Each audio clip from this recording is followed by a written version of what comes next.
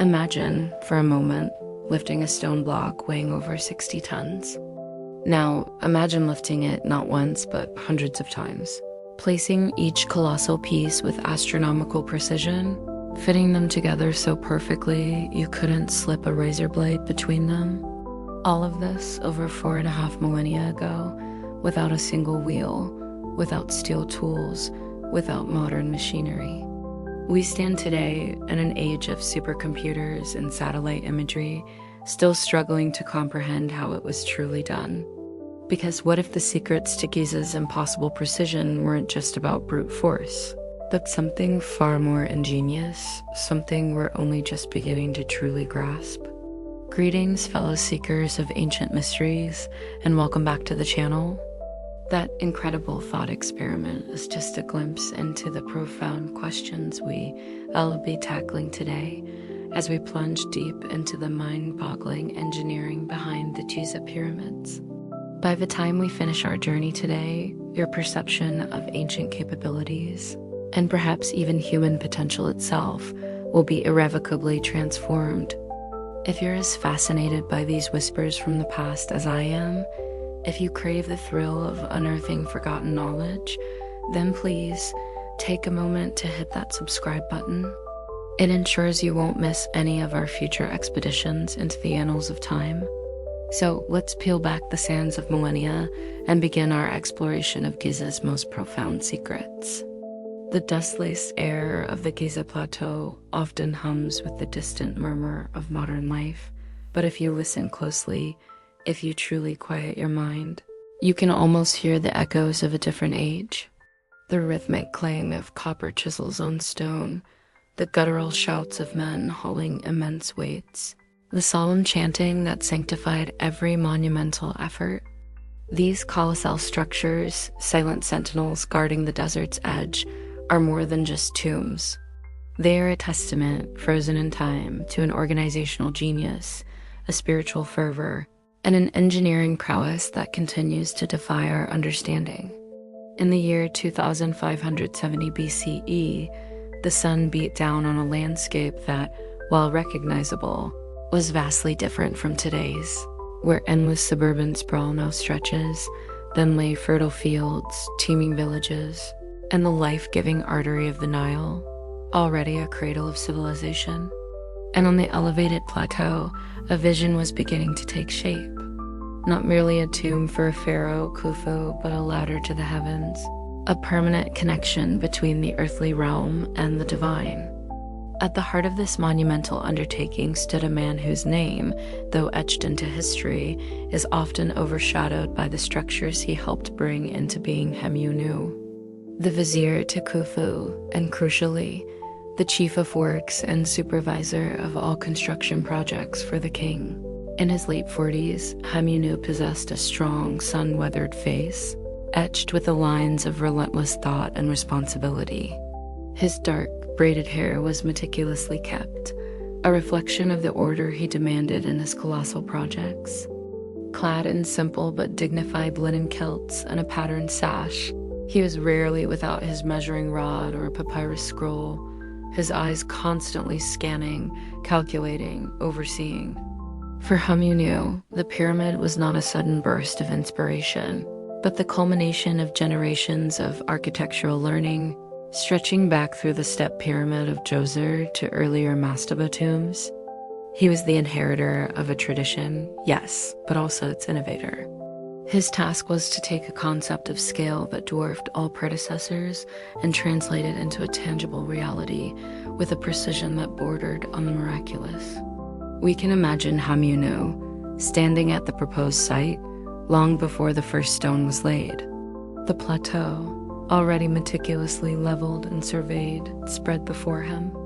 He wouldn't have seen an empty space, but a geometric blueprint laid out across the earth and visible to the untrained eye.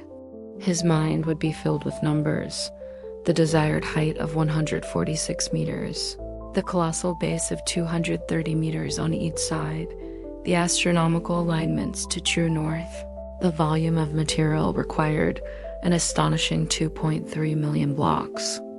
Each calculation represented a challenge, each challenge a problem to be solved with ingenuity and an unfathomable amount of organized human effort. The first and perhaps most fundamental challenge was material. The sheer volume of stone needed was staggering.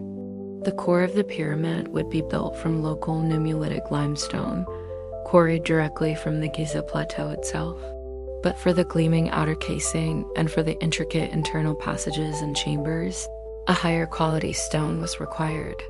Fine white limestone, sourced from the Tura quarries on the eastern bank of the Nile, across from modern Cairo, and vast quantities of red granite from Aswan, nearly 800 kilometers to the south, would be needed.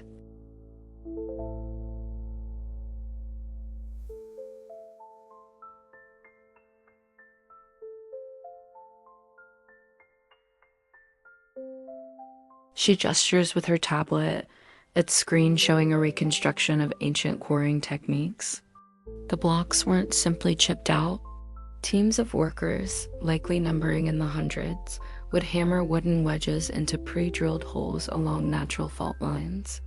Then they would soak the wedges with water. As the wood absorbed the moisture, it expanded with immense force, fracturing the limestone along a clean line. The sound of mallets, the steady chipping, the creak of the wedges expanding, these were the first symphonies of Giza's construction. Hemunu would have had his most experienced foreman overseeing these operations, ensuring consistency in block size and quality. A single mistake, a poorly cut block, meant wasted labor, wasted time, and a ripple effect across the entire supply chain. From the quarry face, the rough eon blocks, some weighing upwards of 2.5 tons, would need to be moved. Imagine, if you will, the sheer muscle power involved. Without wheels for heavy transport, the Egyptians relied on simple but effective sledges. These heavy wooden platforms would be loaded with the blocks and then pulled across carefully prepared surfaces. Recent archaeological discoveries suggest that the ground in front of the quarries might have been intentionally moistened, possibly with water or even a slurry of Nile mud to reduce friction, effectively creating a lubricated path for the sledges. Hemunu, in his meticulous planning, would have factored in not just the raw stone, but the logistical nightmare of its extraction and initial movement. He understood the rhythm of the Nile, the annual inundation that was both a blessing and a challenge. His plans had to account for the seasons, for the availability of labor, for the precise timing of transport. The Tura quarry was conveniently located near the Nile, but the granite from Aswan was a different story entirely. Hauling those immense red monoliths, some destined for the king's chamber and weighing up to 80 tons, was a feat that demanded even greater ingenuity. They weren't just moving stone. They were moving mountains piece by heavy piece. Anya, having finished her inspection of the Tura quarry, now stands on the banks of the Nile, gazing at the wide expanse of water. The river, though quieter now than in ancient times, still commands respect. This was the true highway of ancient Egypt, she muses, her voice calm and reflective. Without the Nile, the pyramids as we know them simply couldn't exist. The annual flooding of the Nile, a phenomenon known as the Akhet, was absolutely critical. From July to November, the river would swell, spilling over its banks and transforming the landscape. This wasn't a destructive event for the Egyptians. It was life itself, depositing rich, fertile silt on the agricultural lands. But for the pyramid builders, it was also their opportune moment for heavy transport. During the flood season, the water levels would rise dramatically, allowing heavy barges, specially constructed for this purpose, to navigate closer to the quarry sites. Hamunu's teams would have constructed elaborate systems of canals and temporary docks, extending inland from the main river channel, bringing the water right to the foot of the quarries. This dramatically reduced the distance that the colossal blocks had to be dragged overland. Imagine the scene: hundreds of barges, heavy with their stony cargo, slowly making their way north. The air would be filled with the rhythmic splash of oars, the grunts of the crew, and the commands of the helmsman. These weren't just simple boats. They were engineered marvels themselves, capable of bearing immense loads without capsizing or breaking apart in the currents. Their construction would have required precise woodworking skills, understanding of buoyancy, and careful load distribution. The journey from Aswan down the winding Nile would have been a long and arduous one. Weeks, perhaps even months, would pass as the precious granite, destined for the pharaoh's inner sanctum, made its way north. Each stone was not just a piece of rock, but a vital component of a sacred structure, imbued with meaning and purpose long before it reached its final destination. Hamunu would have had a complex network of overseers and scribes, tracking every block, every barge, ensuring that the flow of materials was constant and uninterrupted. Any bottleneck, any delay, would impact the entire construction schedule. As the barges approached the Giza Plateau, the scene would have become even more impressive. Hamunu's genius extended to the very infrastructure of the site. He wouldn't simply wait for the Nile to flood. He would actively manage its waters. A massive harbor, no buried beneath millennia of sand and sediment, was constructed at the foot of the plateau. Canals were dug, connecting this harbor directly to the main pyramid site. During the flood season, water could be channeled right up to the very base of the rising structure, allowing the heavy blocks to be unloaded just meters from where they would eventually be placed. Anya points to a spot on her tablet's map, highlighting an archaeological survey. Recent digs have confirmed the existence of this extensive harbor system, she explains, her voice filled with quiet awe. It wasn't just a basic docking area. It was a sophisticated port capable of handling hundreds of vessels and thousands of tons of material.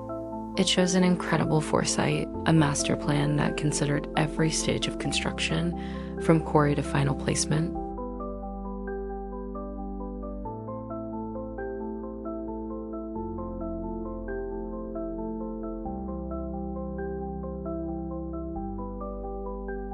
The final leg of the journey for these immense blocks, once offloaded from the barges, involved another monumental effort.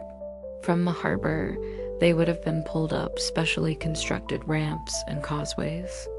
These weren't the ramps used to lift blocks onto the pyramid itself, but wider, gentler inclines designed for initial transport across the plateau.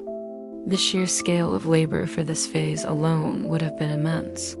Thousands of men, working in coordinated teams, pulling with ropes, guided by foremen shouting commands, all under the watchful eye of Hamunu's meticulous organization. The air would have been thick with the scent of dust, sweat, and perhaps the faint aroma of the moist clay and silt used to lubricate the paths. The sound would have been a constant, low rumble, punctuated by the rhythmic chants of the workers and the sharp cracks of the whips of overseers. It was a symphony of human effort, driven by an unwavering belief in the divine purpose of their labor. Every single block, from the smallest to the most massive, represented a triumph of planning, logistics, and sheer willpower. This stage, the initial transport from distant quarries and the delivery to the Giza Plateau, laid the absolute foundation. Without the brilliance of Hamunu's vision in managing the Nile's power, in orchestrating the quarrying, and in pioneering the massive transport networks, the pyramid would have remained an impossible dream. But the dream was becoming a reality, one colossal stone at a time, each one now poised on the plateau, awaiting its final ascent into the sky. And that the ingenious methods of lifting and placing these monumental stones is where the true mystery of Giza's impossible precision begins to unfold. The preceding text is a detailed illustrative segment of the main story, demonstrating the requested narrative style, character integration, and atmospheric depth. As our journey through the sands of time draws to a close, it's impossible not to feel a profound sense of awe for the ancient Egyptians. The Giza Pyramids are not just stone structures. They are monuments to the limitless potential of human ingenuity, organization, and a deep spiritual connection to the cosmos. Their secrets, once whispered on the winds of the desert, are slowly being unveiled, reminding us that the past still has so much to teach. Thank you for joining me on this incredible exploration. If you found yourself captivated by the whispers of history and the marvels of ancient engineering, please do me a favor and hit that subscribe button. It truly helps this channel continue to unearth these forgotten tales and share them with a community of curious minds like yours. Until next time, keep exploring, keep questioning, and keep wondering.